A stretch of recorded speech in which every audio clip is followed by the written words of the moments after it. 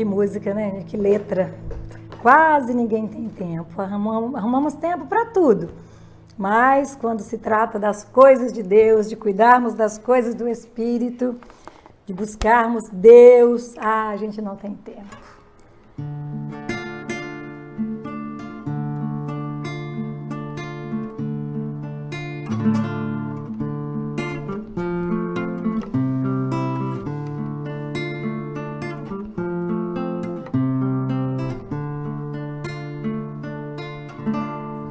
Meu irmão, tuas preces mais singelas são ouvidas no espaço ilimitado, mas sei que às vezes choras consternado ao silêncio da força que interpelas.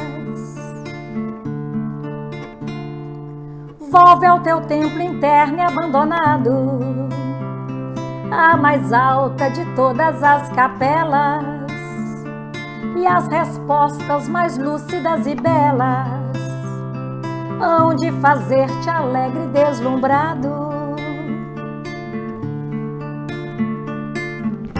Ouve o teu coração em cada prece, Deus responde em ti mesmo e te esclarece com a força eterna da consolação.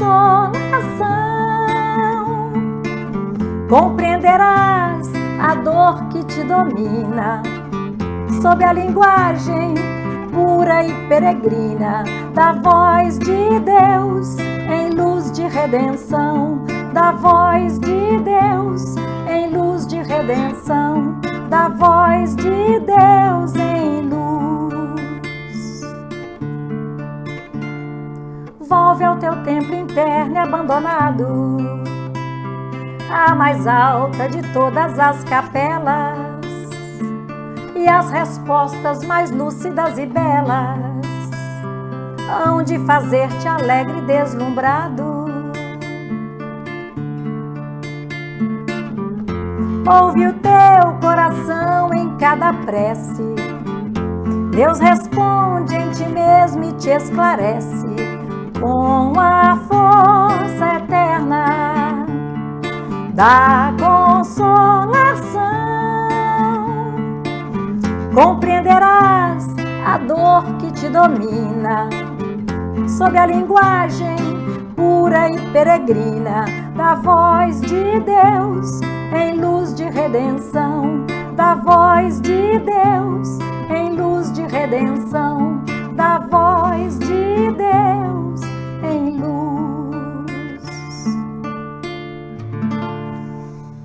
Mensagem fraterna, Alta de Souza. Muito, muito linda, né, gente? É muito consolador. Nós sabemos que onde nós estivermos, as nossas preces mais singelas são ouvidas, não é? No espaço ilimitado, que nenhuma de nossas preces se perde. E que muitas vezes, quando nós não damos conta de formularmos uma prece, um simples pensamento elevado aos céus, um pedido de socorro, um clamor a Deus, é uma oração que chega até o nosso Pai.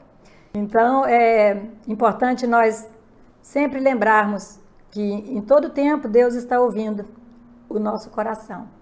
Que nós possamos estar sempre cuidando do que está dentro do nosso coração, porque Deus sabe. Por mais que nós procuremos trazer palavras bonitas, não é? O que está dentro do nosso coração, Deus sabe. E é muito importante que cada vez mais o que nós falarmos esteja de acordo com o que está dentro do nosso coração, para que nós sejamos verdadeiros, sinceros e possamos então colher os bons frutos. Que muitas vezes fazemos muitas coisas direcionadas para o bem, mas não estamos sintonizados ali com aquele bem porque o nosso coração continua impuro. Então, lamentamos não colher os frutos, reclamamos porque não conseguimos êxito. Mas aí a gente não percebe que estamos desconectados da essência, o bem, para que ele possa se fazer. Ele se faz por completo. Deus, ele não faz a sua obra pela metade. Deus não faz uma meia boca, né? Deus não faz um puxadinho na nossa vida. E a obra do Pai é completa. Mas é preciso que nós façamos a nossa parte. Então, que a cada momento que nós paramos para refletir um pouco sobre o Evangelho, que a cada momento que nós nos dispomos a caminhar até uma casa de oração, para aprendermos um pouco mais com as reflexões que os nossos benfeitores nos trazem, seja um momento de despertar da nossa consciência, para que nós possamos apreender, compreender e colocar em prática os ensinamentos recebidos. Então, com as bênçãos de Deus, com a licença de nosso amado Mestre Jesus,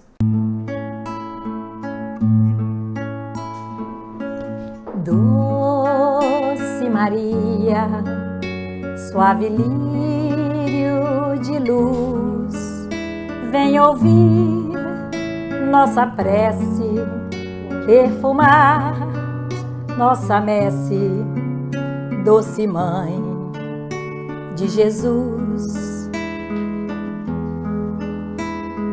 Vem, ó Maria, socorrer os que sofrem, peregrinos da dor, suplicando o teu amor. Doce Maria, cheia de graça, vem ouvir este hino, amparando os enfermos com teu manto divino.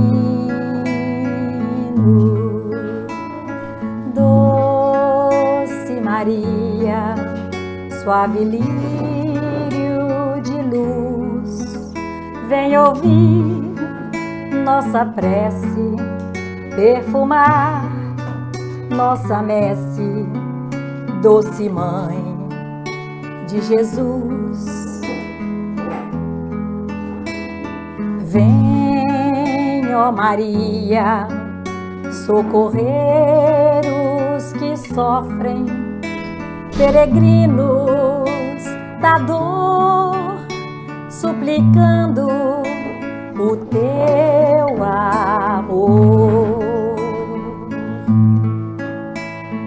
Doce Maria, cheia de graça, vem ouvir este hino, amparando os enfermos com teu manto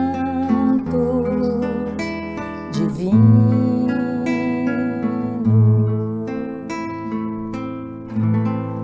Ó doce Maria que esteja neste momento nos cobrindo com seu manto sagrado, que possa nos trazer paz, serenidade, alívio para os nossos corações aflitos, esperança para todos nós e principalmente para aqueles que se encontram em sofrimentos atrozes, que a luz do olhar do nosso Mestre Jesus possa estar neste momento direcionada a cada coração, a cada família aqui representada, que seja neste momento abençoado, que nosso querido e amado Bezerra de Menezes, com toda a sua equipe espiritual, todos os mentores que tomam conta, que coordenam os trabalhos desta casa, que possam neste momento formarem esta corrente de luz, de proteção, neste ambiente, iluminando cada coração e que cada lar aqui representado seja visitado por esta falange de luz, levando paz, harmonia, saúde, serenidade, esperança e fé. Nosso querido Bezerra de Menezes, gratidão pela assistência, pelo amparo e pela presença em nosso ponto de luz, sempre, a nos envolver com a tua energia de cura e de amor.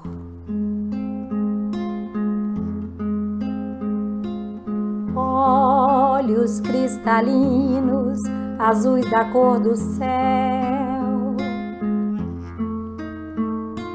barba tão branquinha, qual Papai Noel, ilumina teus irmãos na terra sofrer, no sorrir, no chorar. Bezerra de Menezes, apóstolo do bem, recebe as nossas preces e os corações também. Bezerra de Menezes, apóstolo da luz, depõe as nossas dores aos pés de Jesus. Olhos cristalinos, azuis da cor do céu, barba tão branquinha, qual Papai Noel, ilumina teus irmãos na terra, no sofrer, no sorrir, no chorar. Bezerra de Menezes, apóstolo do bem, recebe as nossas preces e os corações também. Bezerra de Menezes,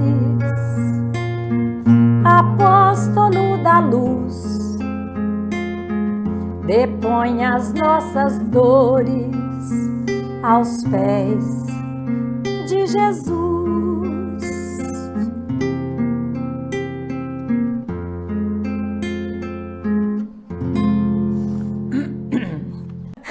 E nós temos deixado aí apagado, mas hoje pode ser aceso, pode deixar, porque hoje nós vamos refletir muito, sabe? Importante a gente olhar no olho de cada um para percebermos as reações, porque hoje o assunto é muito sério. E para que nós possamos iniciar as reflexões, para vocês verem como que é um assunto importante, olha o que eu trouxe para vocês.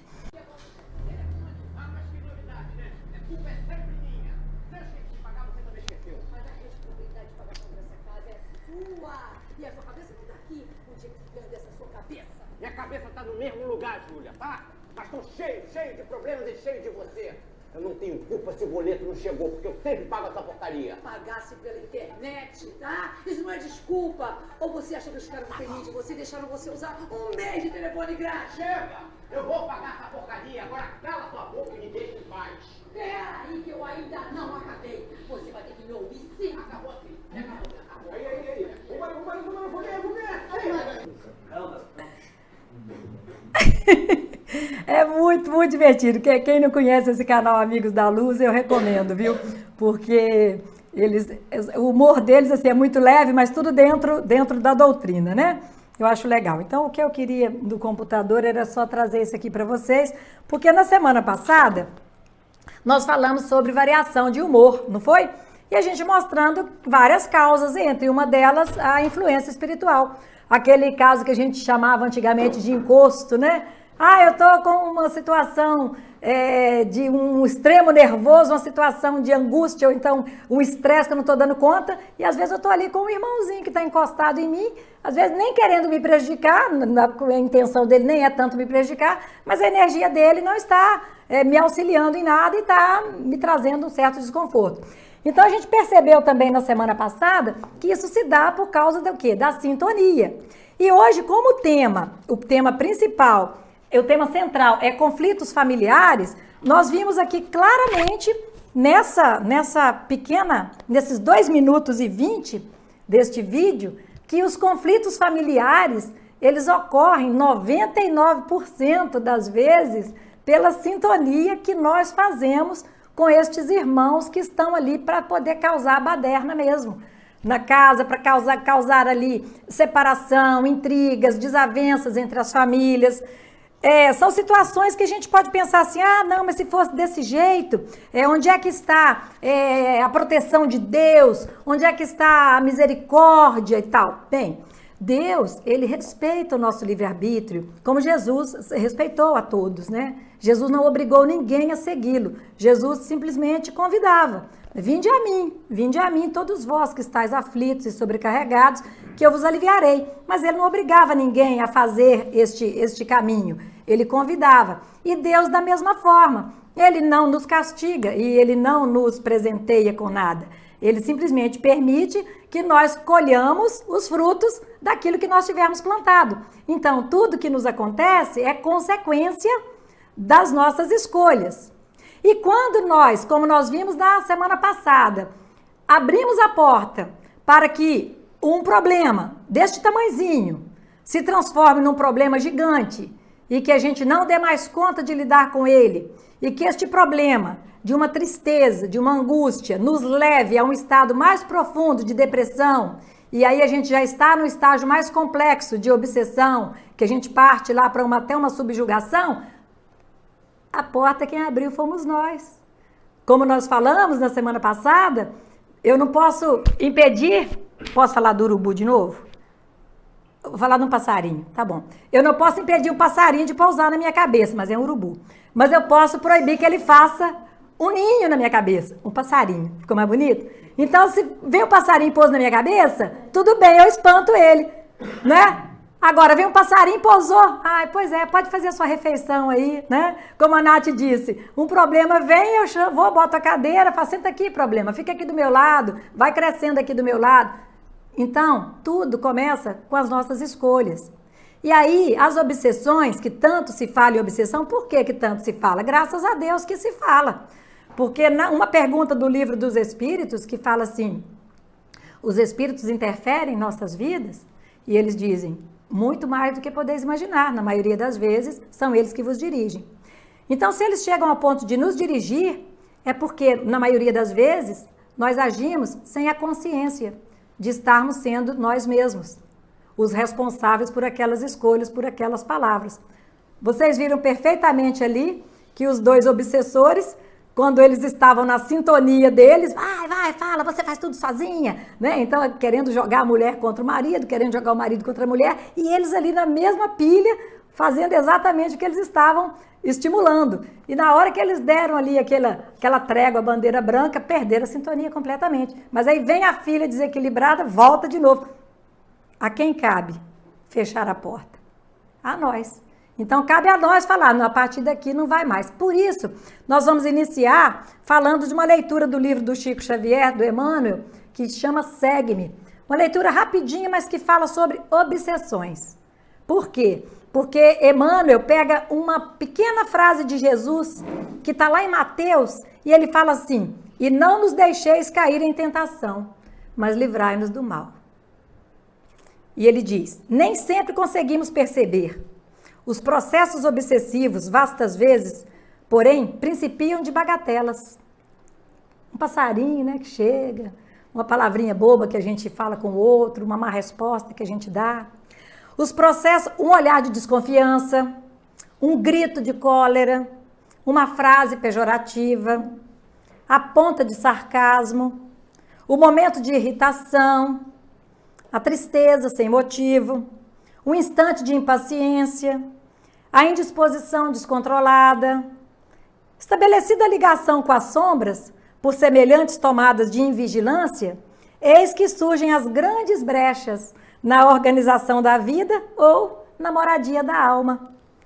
A desarmonia em casa, a discórdia no grupo de ação, o fogo da crítica, o veneno da queixa, a doença imaginária, a rede de intriga, a treva do ressentimento, a discussão infeliz, o afastamento de companheiros, a rixa sem propósitos.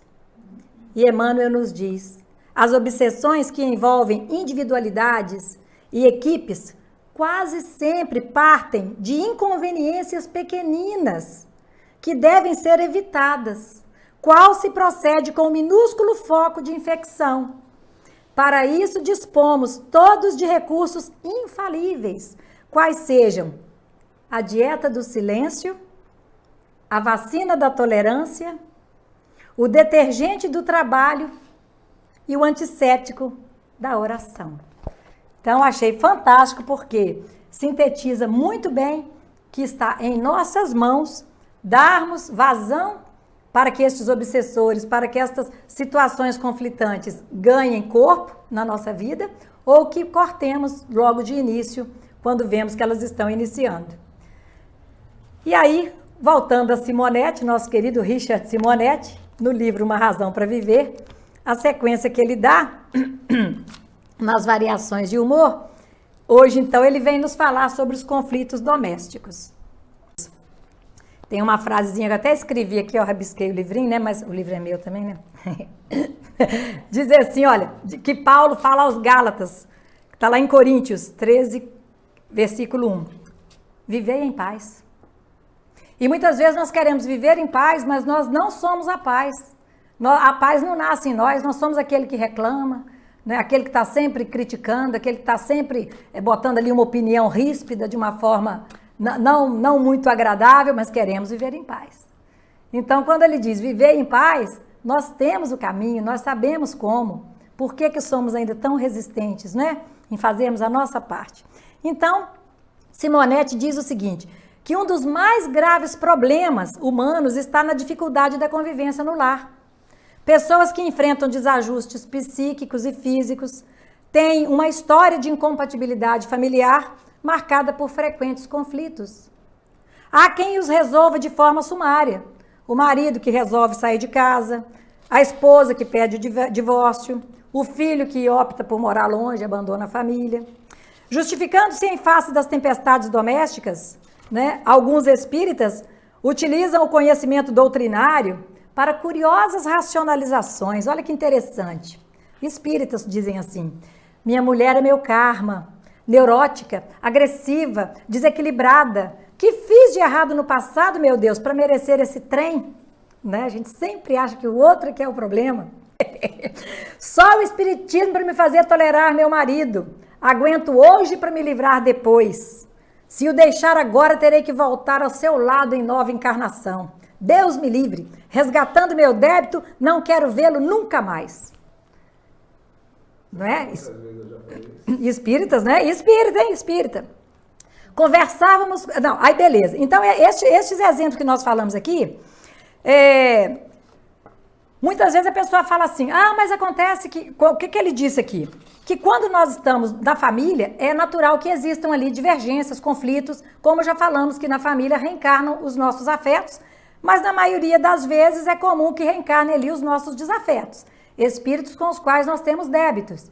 Então, reencarnam junto de nós, mais próximos, por isso que na família nós temos mais dificuldade de lidar um com o outro, porque na família nós estamos muitas vezes sem máscara, sem focinheira, né? Não estou falando dessa focinheira, não, sem máscara que eu digo na atitude. Nós somos quem nós somos, nós conseguimos ser mais sem educação na família, né? Nós damos respostas mais sem polidez, a gente não preocupa em se está ofendendo, se não está, a gente não se preocupa de dar... Sem filtro. Sem filtro, isso! Então na família a gente tira o filtro, não é? Como eu falei, o cachorro, ele trata muito bem os de casa. E se você chegar no portão de uma casa que tem cachorro, o cachorro quase arrebenta a grade ali, porque você é um estranho. Ele trata bem os de casa e trata mal os de fora. E nós muitas vezes fazemos o contrário. Nós tratamos bem os de fora, mas tratamos mal os de casa. Então, nós precisamos pensar por quê? Por que esta dificuldade tão grande no relacionamento dentro do lar? Sendo que o lar é a primeira escola, é a primeira e a menor sociedade onde nós fomos colocados, partindo de um planejamento que ninguém caiu no lar que está, caiu de paraquedas, por acaso, por engano. Houve um planejamento para que aqueles espíritos ali se reencontrassem. E por que nós temos tanta dificuldade em lidar com as diferenças? É porque tudo parte da premissa de que nós queremos sempre mudar o outro. Nós nunca reconhecemos que nós temos que mudar. Já começa por aí, coloca essa frase aí guardadinha que nós vamos precisar dela depois. Então, quando a mulher fala assim, às vezes o marido, quantos casamentos a gente vê falar do marido que saiu, não voltou mais, abandonou o lar?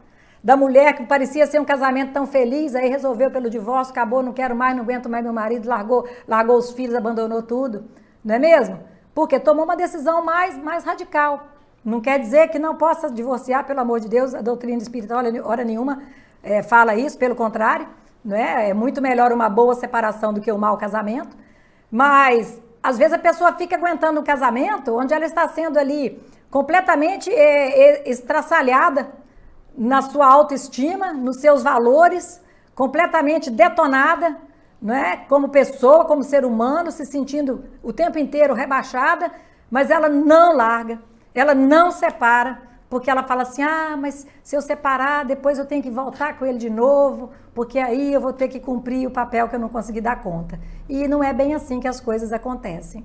Então, se eu, por exemplo, me separo do meu marido, porque eu não dei conta de continuar com ele, eu deixo sim uma pendência ali com ele, tá certo?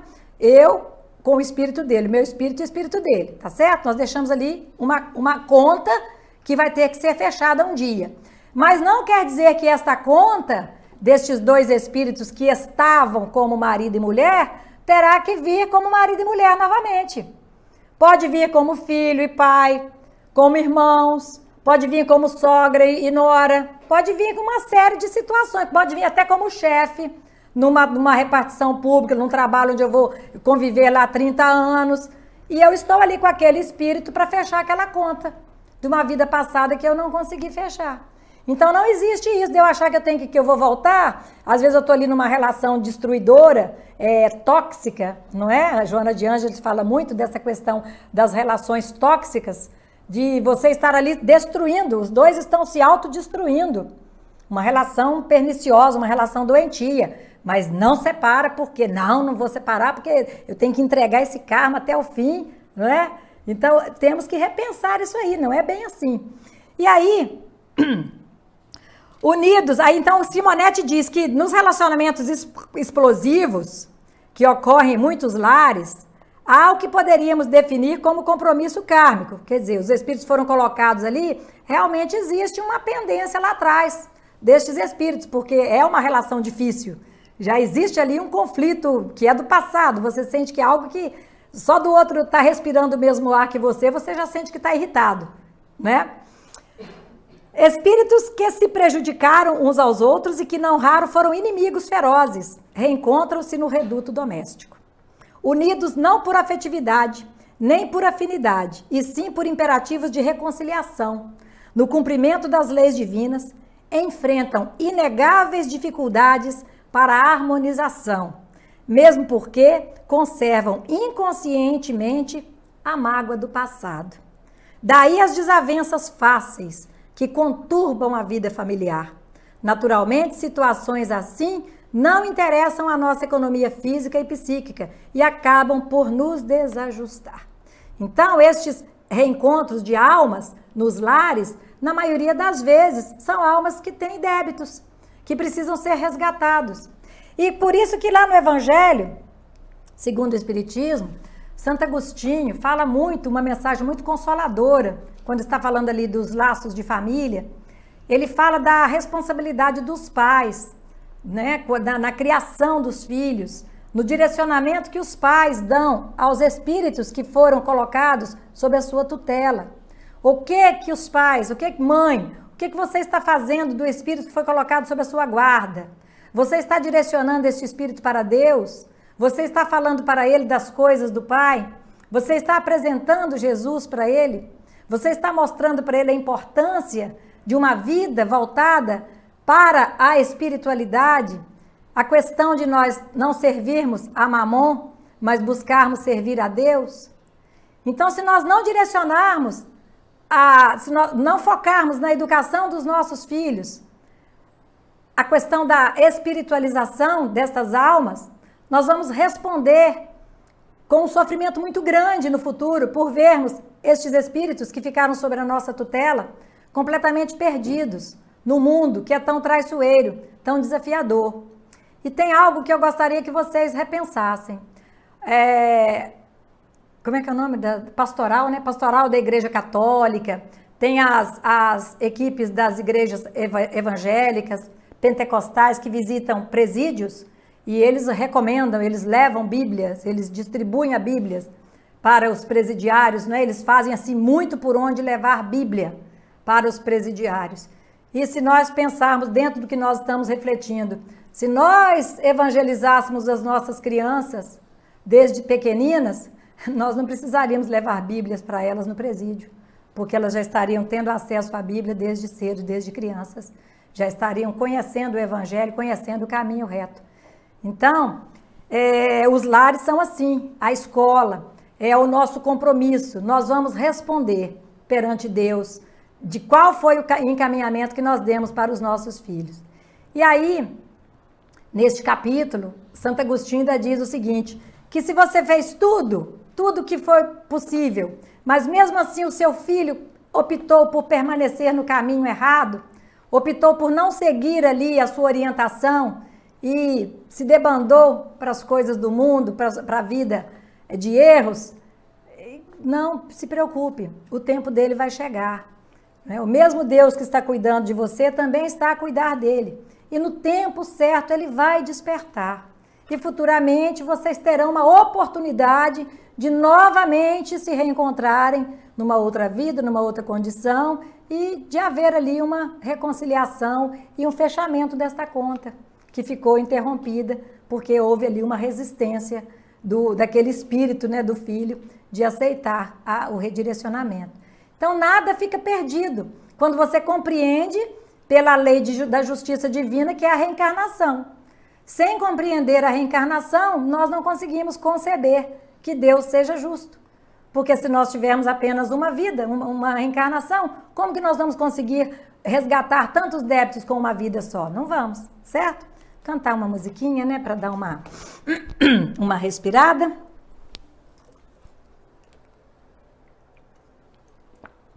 E aí, vão pensando no que eu falei até agora, para a gente continuar logo a seguir.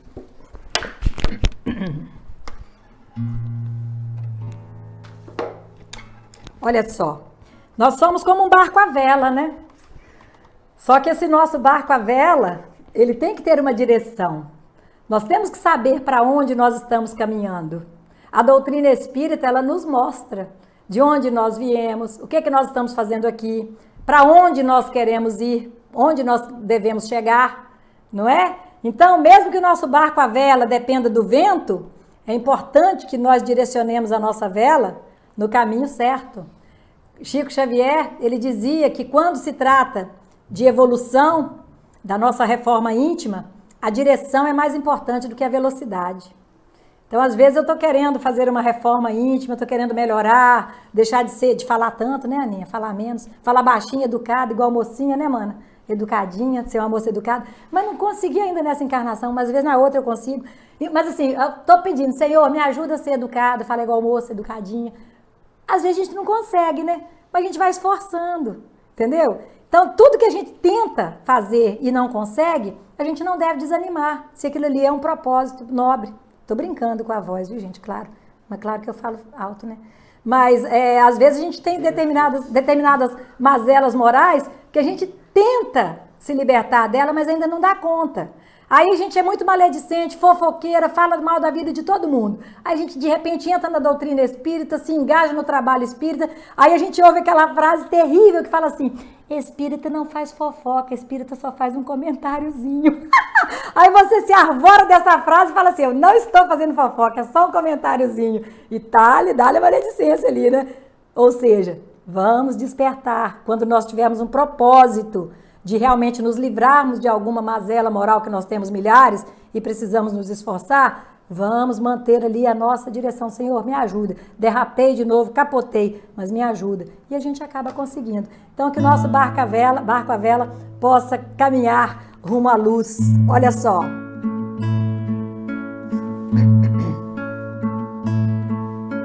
Sou um barco à vela, solto no mar.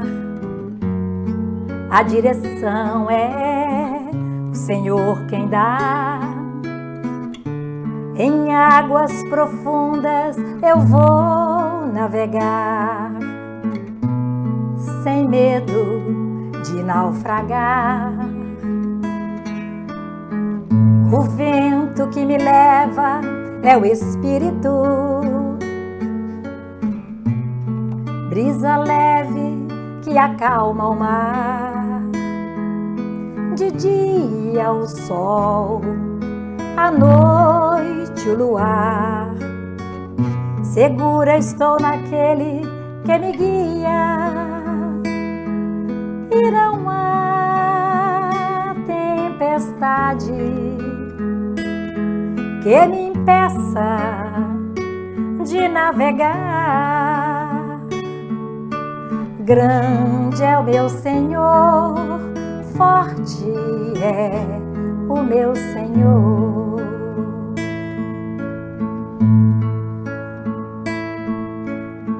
O vento que me leva é o Espírito, brisa leve que acalma o mar. De dia o sol, à noite o luar. Segura estou naquele que me guia, e não há tempestade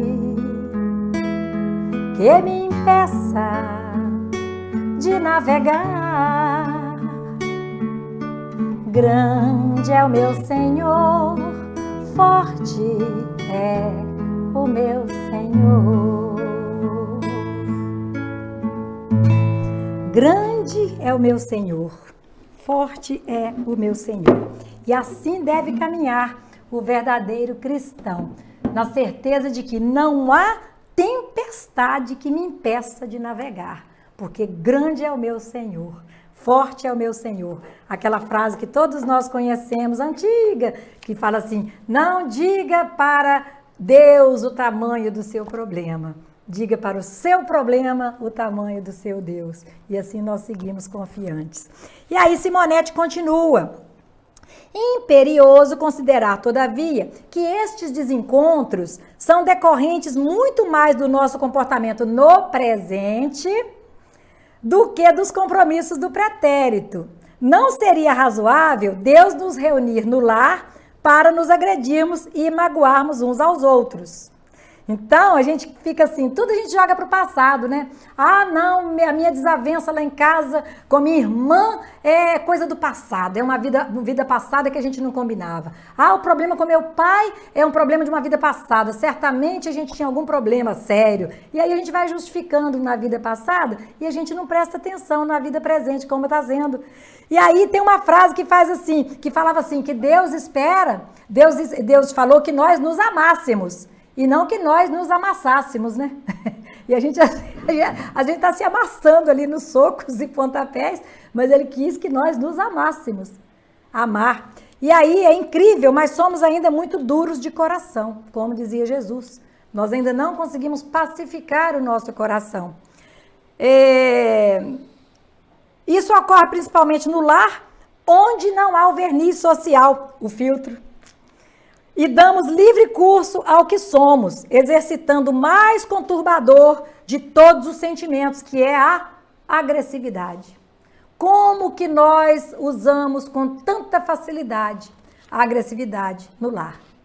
Né? Com os da rua, a gente mantém uma serenidade, uma simpatia, uma calma, mas com os de casa é uma coisa assim terrível. Na rua com verniz, em casa sem filtro. Sem filtro, aí é complicado, né? Verniz na rua e sem filtro em casa, mas olha, nós estamos compreendendo por quê, né?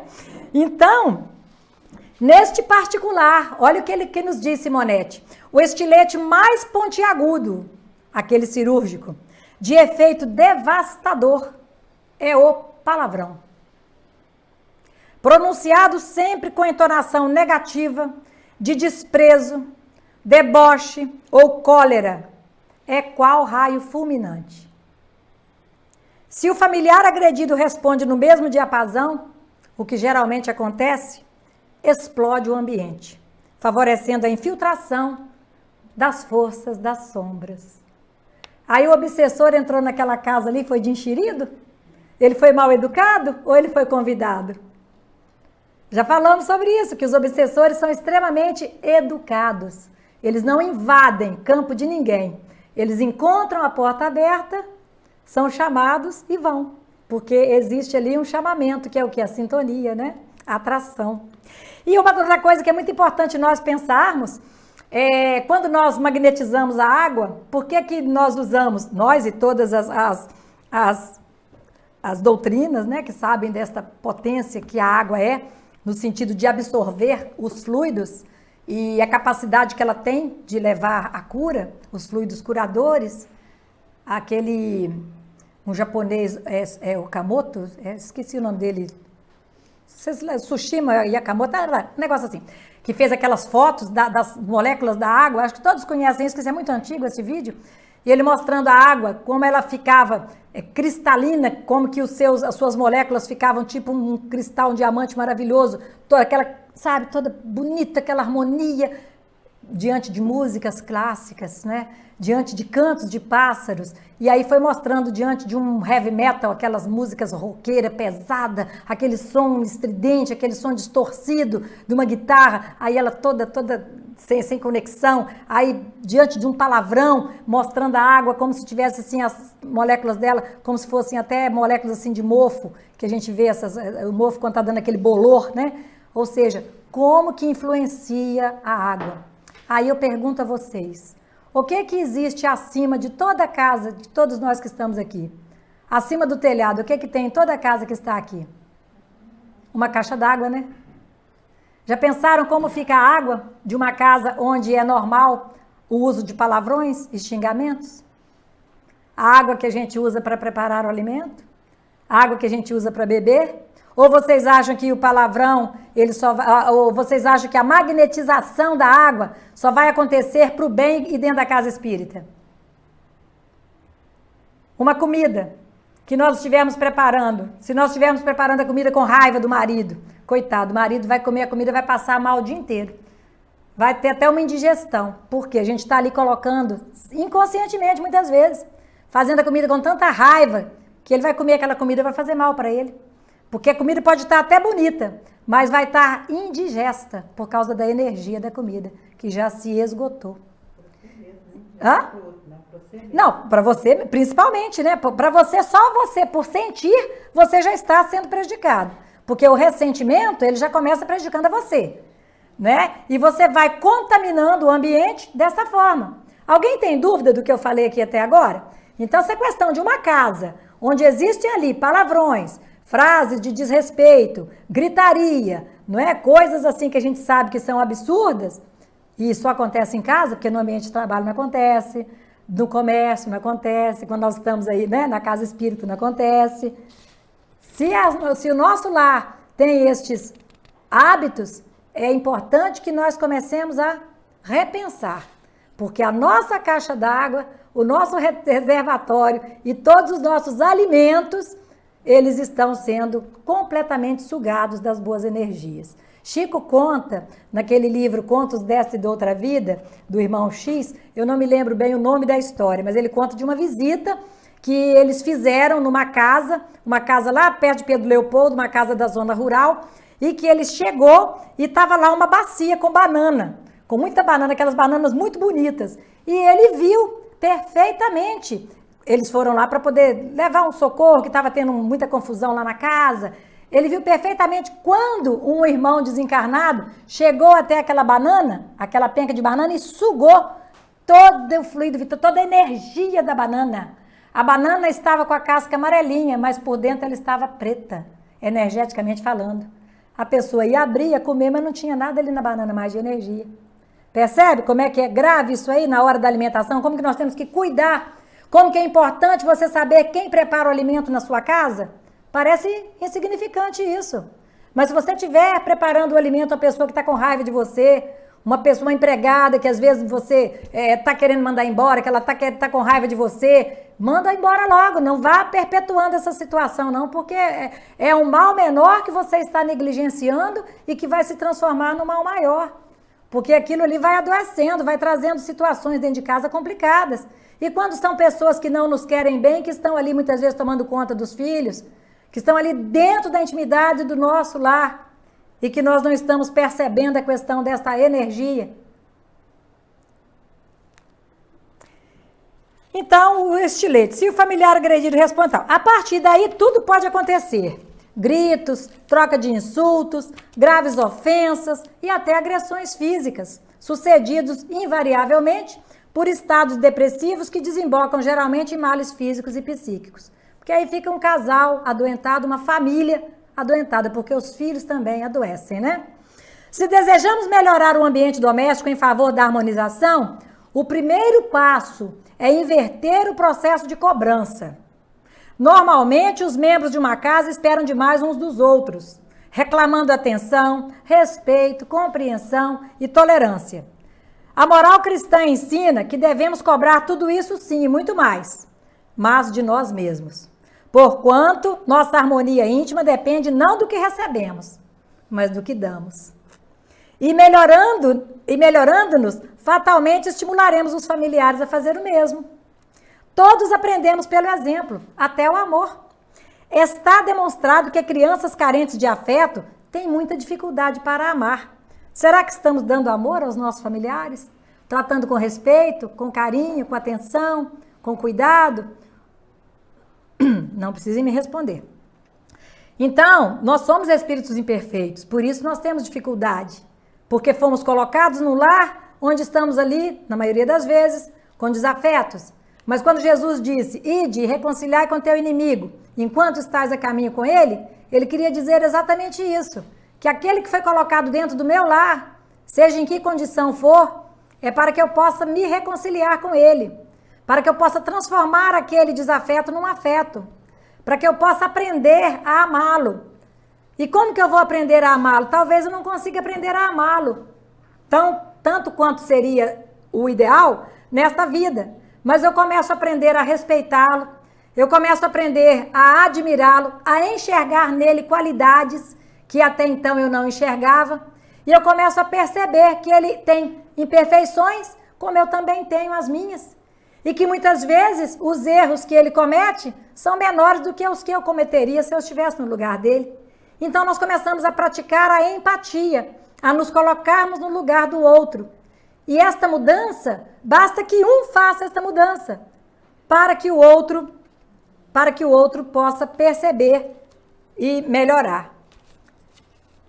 Se ele não melhorar, já é o problema dele, não é seu, você fez a sua parte. Volto a repetir a frase do Chico, não dá para esquecer. Se o outro tem raiva de você, o problema é do outro. Se você tem raiva do outro, o problema é seu. Então nós vamos responder pelo que está no nosso coração. Então, se você está fazendo a sua parte, não se preocupe, você está em paz com a sua consciência. Porque às vezes, né, gente, às vezes a pessoa quer reconciliar com o irmão. Tem irmãos que estão de mal aí há 10 anos, 12 anos, e aí a pessoa quer reconciliar, mas o irmão não quer. Então pronto, não se preocupe, você procura outro, não quis. Envolva ele nas suas orações, né? Continue emanando pensamentos bons para ele, vibrações de amor. Você está fazendo a sua parte. Você já está se desligando da sintonia com ele. Ele não vai mais conseguir te prejudicar. Caso ele venha desencarnar antes, ele não terá como ter acesso a você para te prejudicar. Porque ele está como seu inimigo, mas você não é mais inimigo dele. Você já conseguiu virar essa chave. Compreenderam? Tá tranquilo, gente? Bem. Aí Simonete continua. Mas foi para nos ajudar que Jesus esteve entre nós, ensinando-nos como conviver harmoniosamente com o semelhante, exercitando valores de humildade e sacrifício, marcados indelevelmente pela manjedoura e pela cruz. Porque muitos perguntavam a Jesus, né? Eles comentavam na época que Jesus nasceu, por que Jesus foi nascer numa estrebaria, gente, numa manjedoura? Ai, você fala que Jesus nasceu numa manjedoura, que coisa linda, numa manjedoura. Você sabe o que é a manjedoura, gente? É um coxo. Aí o nome é lindo, né? Mas Jesus nasceu num coxo. Não tinha nem um colchãozinho para ele se deitar. Então José teve que pegar as palhas que tinha ali naquela estrebaria, no curral, né, ali, e botar num coxo mesmo, e botar alguns paninhos por cima ali para deitar Jesus, para descansar Maria depois do parto. Então, por que Jesus veio, o Messias? Por que reencarnou? Por que ele encarnou na Terra naquela condição de tanta simplicidade, de tanta humildade? Porque o orgulho imperava.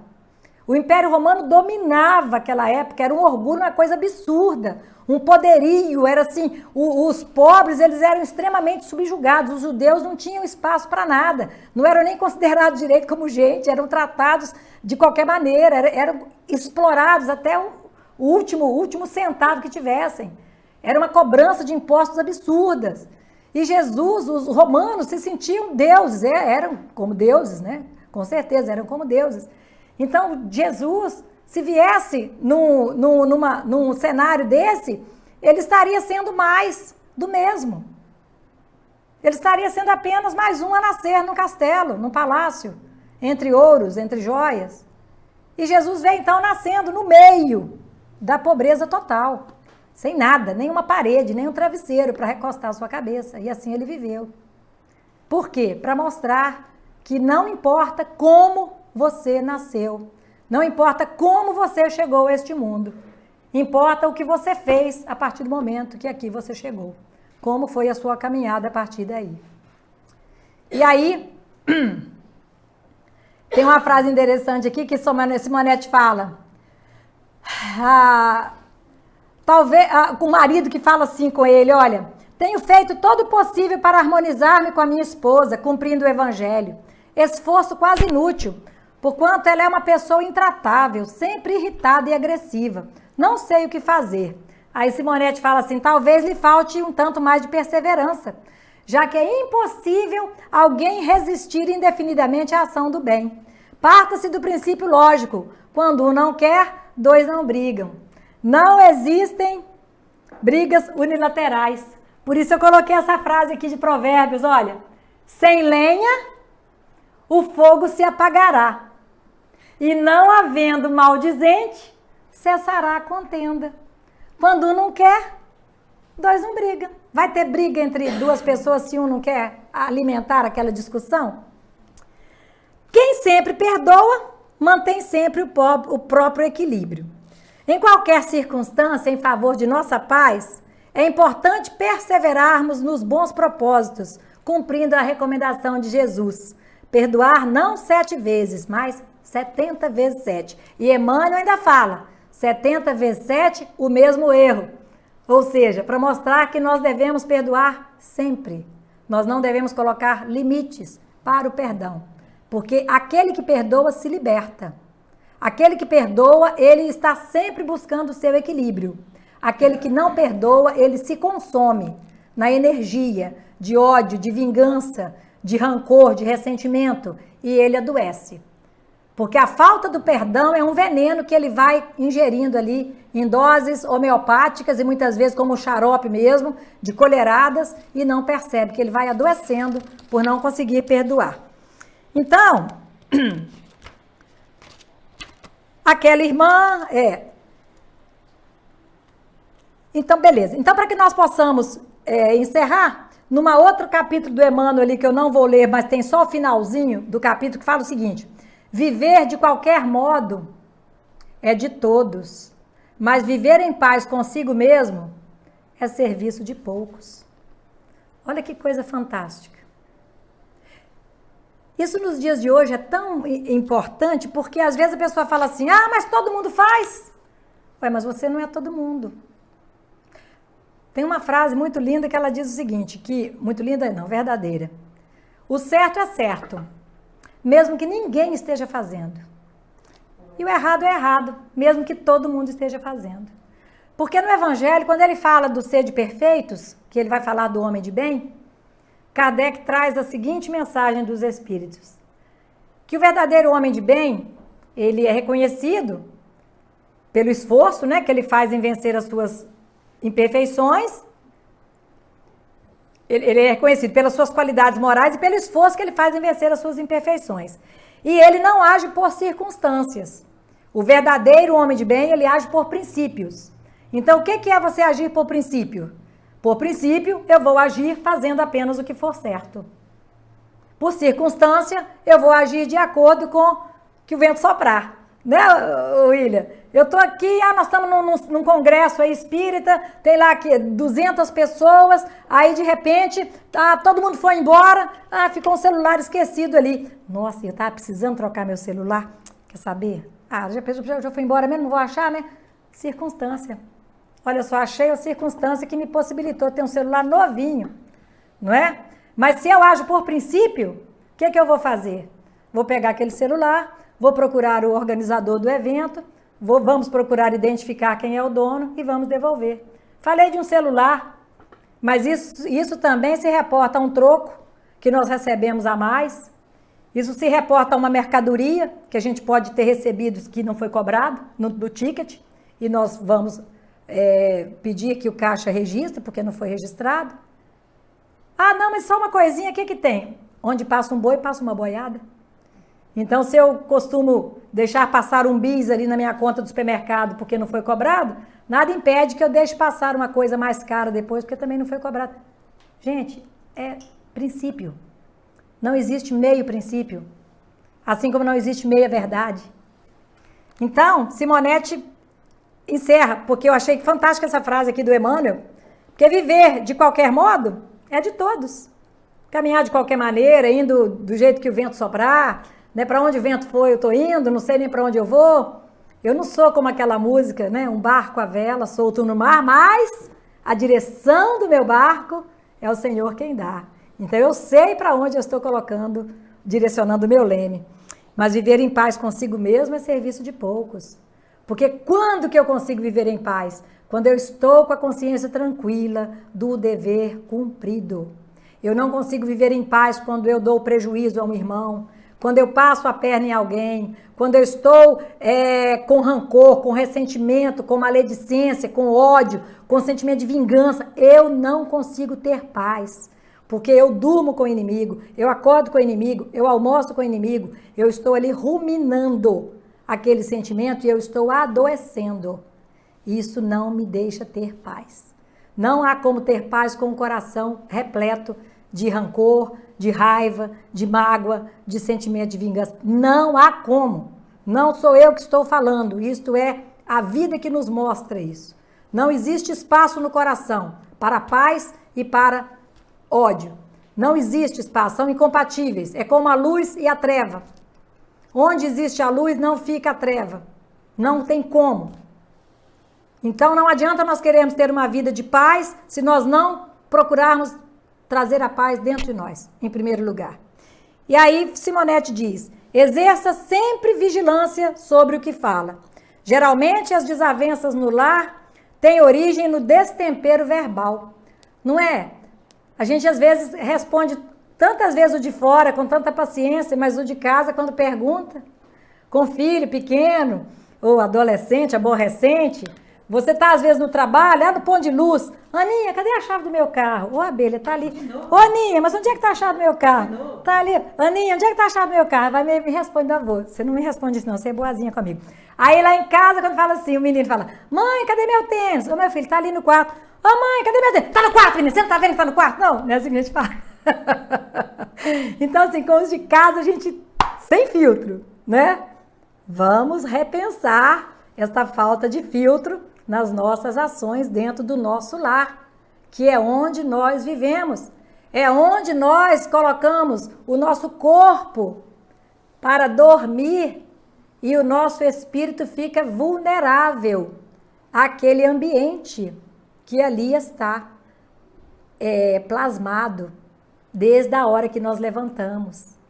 Então, o lar onde não existe o hábito da oração, a oração que todos devemos fazer pela manhã, antes de sair da cama, de agradecer a Deus por mais um dia de vida.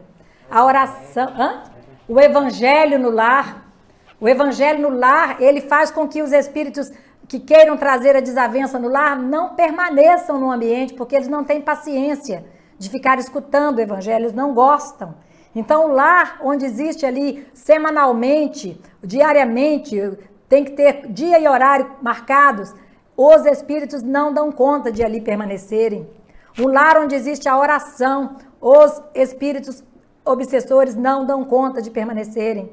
O alimento, o hábito da oração na hora que você for se alimentar, o hábito da oração na hora que você for se deitar e principalmente o hábito da oração 24 horas por dia. Porque a gente tem que se acostumar a não estar em oração apenas em momentos específicos do dia a dia, mas a todos os momentos nós procuramos estar ligados a Deus. Estamos dirigindo, meu Deus, protege, meu Deus, abençoa, fulano, meu Deus. E nós estamos ali normalmente vinculando o nosso pensamento a Deus. Mas se nós botamos no rádio do carro ali aquele aquela música que você não dá nem conta, você está vinculando ali seu pensamento a quem? E se acontece um acidente ali, você de repente desencarna, olha onde que seu espírito estava.